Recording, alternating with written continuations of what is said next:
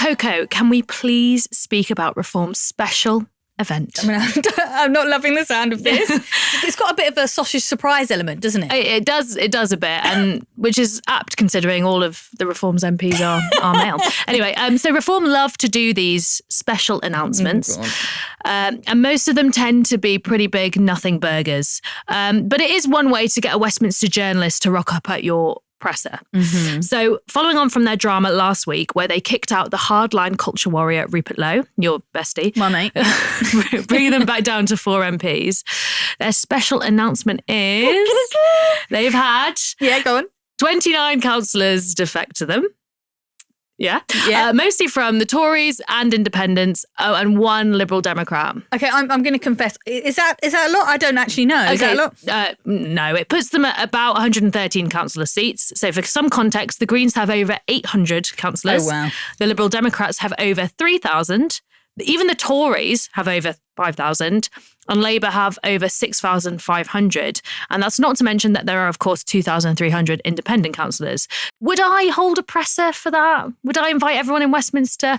Probably not. No, I'd probably keep it to myself, actually. That's what I'm saying. This is a sausage surprise. Yeah. I'm not 100% sure where it's from, but I think it's from EastEnders with the icon, Jean Slater. Of course, okay. That's her trademark meal, but the surprise is there's no sausages in it. So this has very much, you come for the sausage surprise, it's not a sausage vibe about it. Yeah, absolutely. It was a sausage surprise. And I think there was a reason for this.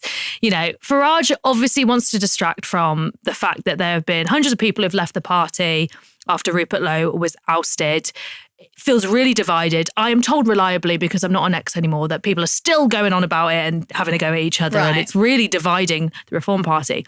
Also, the fact that there was this revelation that was revealed by the papers last week that a Reform UK candidate, whose name was Jack Aaron, had praised Hitler and Assad.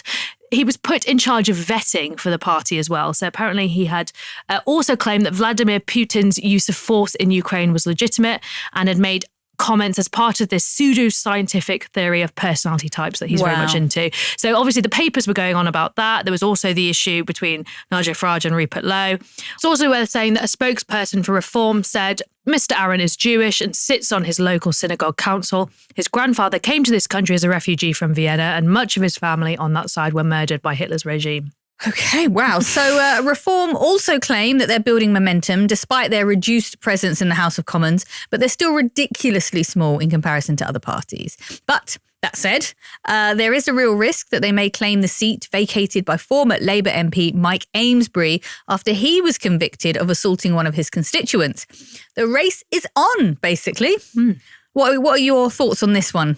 So polling recently suggested that Reform would take 40% of the votes compared to Labour's 35%. That's close. It is close. It will be interesting to see whether the row in Reform has damaged their chances.